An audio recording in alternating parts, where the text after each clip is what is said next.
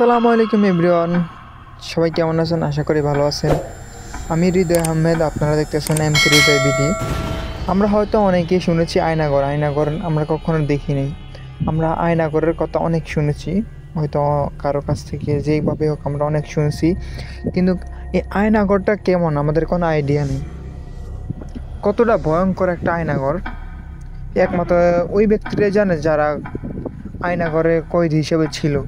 কারণ আয়নাঘরটা এমন একটা ঘর যে একটা ঘরেই 20 থেকে 30 জনকে রাখা হতো বলে জানা গেছে। আর এখন নিজের চোখে দেখতেছি যে আয়নাঘরটা কতটা ভয়ঙ্কর। যারা ছিল তারা কিভাবে ছিল আল্লাহই ভালো জানে। আমাদের দেখিয়ে ভয় লাগতেছে। ভিডিওটি না টেনে সম্পূর্ণ ভিডিওটি দেখুন আয়নাঘরটা কেমন।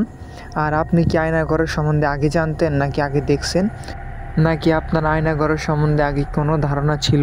তো আপনার মতামত জানান কমেন্ট বক্সে।